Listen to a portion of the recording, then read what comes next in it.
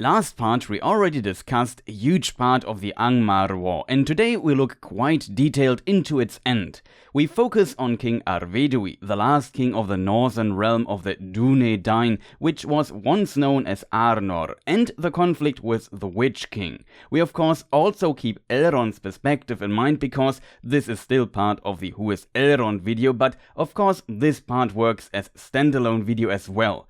Though I would recommend to see the last part, where we discussed that Arnor split into 3 separate kingdoms and then the Witch King could destroy them one by one. The last kingdom left was Arvedui, which could defend for a long time, but is now under a lot of pressure and Gondor can't send help. My name is Chris, aka ThePhilosophersGames, and before we start, a few hints as always. I try to pronounce names as Tolkien described it, which means there will be trilled R's. Shout outs to the artists who allowed me to use their fantastic artworks, like Kimberly80, Sarah Morello, Ted Naismith, Jenny Dolphin, and all the others. Also spoiler warning, but let's start. Sadly, 3rd Age 1974, Arthedain's capital Fornost was captured by the Witch King, and Arvedui, the king of Arthedain, that was all what was left of Arnor, had to flee. If the name of the king of your once powerful realm translates to last king, and you just lost your capital city to the enemy, you know things are not looking great. Arvedui took the ring of Barahir, the Palantiri of Annúminas, the old capital of Arnor, of Amon-Sul, that is Weathertop, and maybe the scepter of Annúminas with him, and hid in tunnels of old dwarf mines in the Blue Mountains, I assume in the northern part of those. But not long, and he was driven out by hunger and went further north into the very cold regions of Forochel. There lived men called Lossoth, or Snowmen of Forochel, who were very isolated. It's hard to say what their origin is. Arvedui seems to not recognize them as Edain, so from the same group of men as his own ancestors. That in of itself is not a good indicator, because for example the Dúnlendings were also not recognized as distant kin, though they were actually Edain as well, related to the house of Harleth. So maybe this is another group that split from those, or it's a group that split from the so-called Easterlings who came to Beleriand during the First Age. Another option would be a relation to the Hillmen, but all that is just me speculating. We can assume it was known to the Dúnedain that these snowmen existed, but they probably never really had much contact. In case Arvedui and his men knew about them, it would make sense to ask them for help. Another possibility would be that they simply saw them from the mountains, because some Lossoth camped at the seashore according to Appendix A, which I assume was relatively close to the king. Maybe it's a mixture of both. I find this really saddening. The proud Dúnedain of the north and their king with a difficult prophecy were born into a time of war that went on for centuries. Still, they could defend their realm for such a long time, knowing that one of the outcomes of the prophecies was for Arvedui to become a great king of a great realm, while the other meant their doom. Cut. A few years later, they are hiding in a cold cave in the Blue Mountains, running out of supplies, starving, losing everything. Arthedain was defeated, and the enemy sits now in their capital Fornost, probably on the throne, laughing all day. The worst timeline possible for Arvedui, and he knew what his name meant. Last King. What must have gone through his mind? He was doomed, but he did not give up and asked the Lossoth for help, trying to survive. These Snowmen of Forochel feared the Witch King, and his realm was also relatively close. They said he could make frost or thaw at his will, so I assume influence the cold weather. But out of pity and maybe fear of their weapons, they made them houses of snow and gave them some food so they could survive, and Arvedui waited there, hoping for help from the south, which means Gondor, because he sent message to Eärnil II, the king of Gondor, 3rd Age 1973, that Arthedain needed help or it would be its end, and Eärnil gathered the forces he could spare and sent them by ship led by his son Eärnor to Mithlond in Lindon. It's not clear if Arvedui received an answer telling him that forces will be on their way or not. The king was also stuck there in the cold because his horses perished. It's interesting that the isolated Lossoth knew about the Witch-king. It's not clear how far Angmar expanded its influence towards the Bay of Forochel west from it. It's, I think, nowhere stated how far the realm of Angmar expanded to the west at all. Maybe as far as the Bay of Forochel, though I always assumed its border would not be so far west because these lands seem not of strategic value and are probably very isolated. But somehow the Lossoth must have learned about the Witch-king, so it seems plausible that the leader of the Nazgul at least explored the bay a bit and found some of the Snowmen of Forochel, though it's about 250 miles west from a stronghold Carndum in the middle of nowhere. In the meantime, Círdan learned from Arvedui's son Aranarth that his father is hiding in the north. I assume the prince and his brother, or brothers, we only know Arvedui had more than one son, but not how many, fled to Lindon with the remaining Dunedain that were not with his father. Maybe they split up deliberately in case they got caught, a thing to consider in these times, and Lindon was still safe. As a result, Círdan sent a ship to Forochel to help and get Arvedui and his men back to Lindon, I assume, though it was very difficult to navigate through the ice. It was March, but the ice was only still breaking. The mariners managed to reach the king, seeing a fire of him and the Dunedain at the shore. The Lossoth were amazed and afraid seeing a ship, we can read, for they had seen no such ship on the sea within their memories.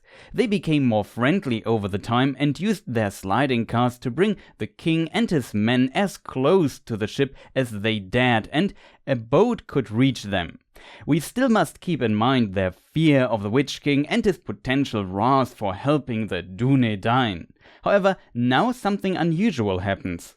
The Lossoth felt danger in the wind and said to Arvedui, quote from Appendix A, "Do not mount this sea monster. If they have them, let the seamen bring us food and other things we need, and you may stay here till the Witch-king goes home. For in summer his power wanes, but now his breath is deadly and his cold arm is long." Again, some kind of prophetic warning with the advice what to do instead. Also, we learn a few things about the Witch-king. For example, that his power is weakened in the summer. A reason might be that the days are longer in summer, and as explained in other videos, the Nazgul's power and perception of the world is greatest or best in darkness. Quote from the chapter A Knife in the Dark. Our shapes cast shadows in their, the ringwraiths, minds, which only the noon sun destroys, and in the dark they perceive many signs and forms that are hidden from us, then they are most to be feared. The passage also mentions the Witch-king's deadly breath and his cold long arm. We might find out what that means in a moment. It's also interesting that the Lossoth have this knowledge, which might indicate that they had a bit more contact with the Witch-king, or at least were able to observe his power over a longer time. Arvedui, though, did not listen to the council and also does something unusual. Out of gratitude, he gives them his ring, which is the Ring of Barahir. He also mentions that it has no power, but huge value among the people of his house, and if the Lossoth were ever in need, they could trade it for great store of all that you desire.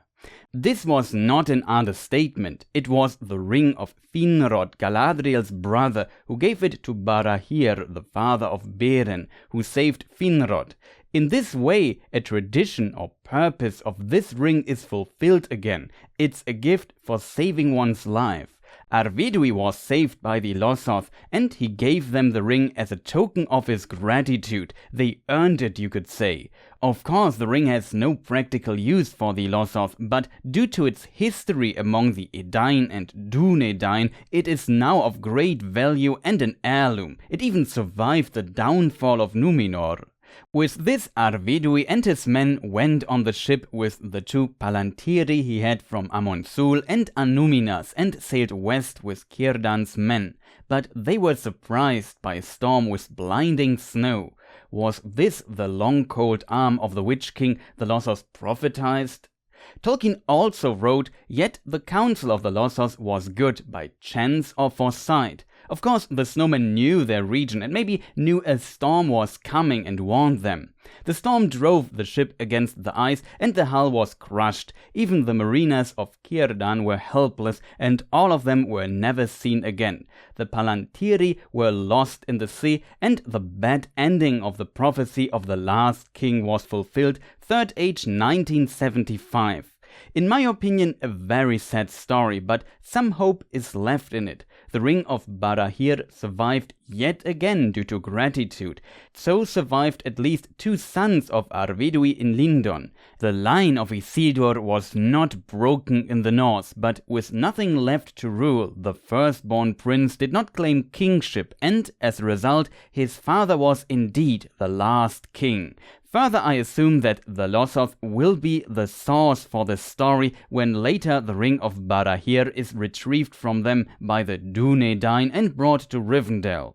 In the next paragraph of Appendix A, we also find an interesting note about the hobbits sending archers into the war against Angmar to help the king, but they never returned. This shows further how terrible this war must have been. Everyone had to make sacrifices. The Shire folk also had to flee and hide during the war.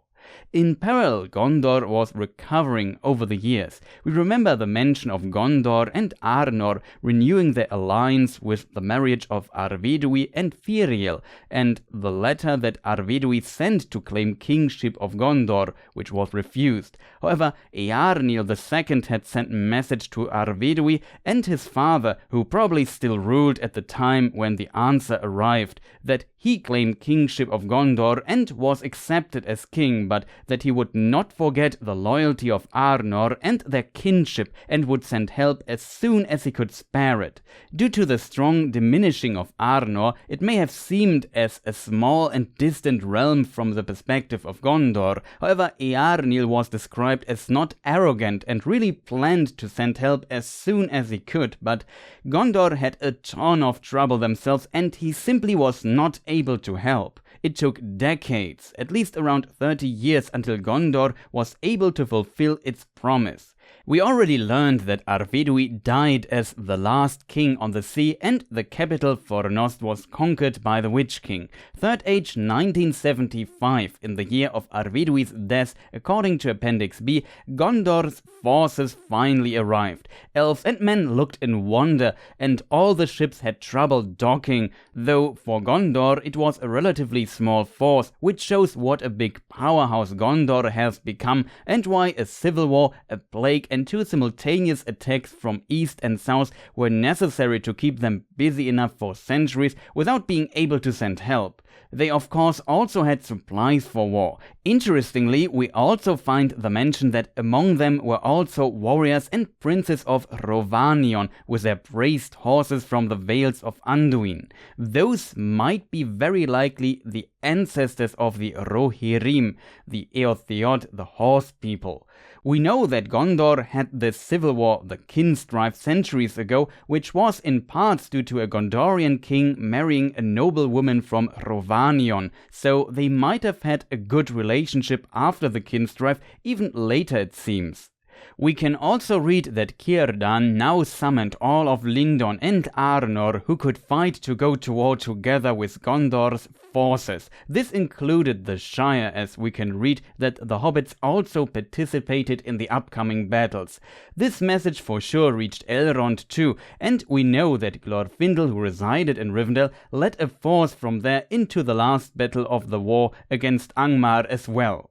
The Witch-king resided now in Fornost and came out to meet the forces. With quite some arrogance and pride, he expected to sweep them into the river Lune, but was surprised by its strength. Riders attacked him from the north as well, and he had to flee. Some of his forces were driven off and destroyed. Later, on his way back to his stronghold Carndum, the Witch-king was yet again attacked, this time by Arnor and his cavalry, who was also joined by Glorfindel and his force from Rivendell, probably sent by Elrond. And if you have seen my Who is Glorfindel video, you know that nobody wants to mess with this elf lord, who even killed a Balrog in the First Age, in which process he died as well, and when he got re-embodied, he was empowered due to his noble sacrifice and seen as equal by the Maiar in Aman, and later sent with the first Istari to Middle-earth, so now he's even more powerful,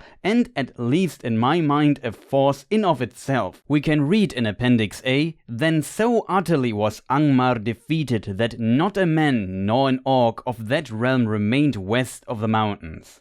However, the Witch-king came out in black robes and a black mask one last time on a black horse. Fear fell upon all who beheld him. With a terrible cry he rode straight upon Arnor. He would have withstood him, but his horse could not endure that onset. As a result, the horse fled in terror, and the Witch-king did something smart. He mocked Arnor. It is impressive that he could withstand the cry and presence of the Witch-king, but the Lord of Angmar perceived a weakness in the Prince of Gondor, his pride and trust in his abilities.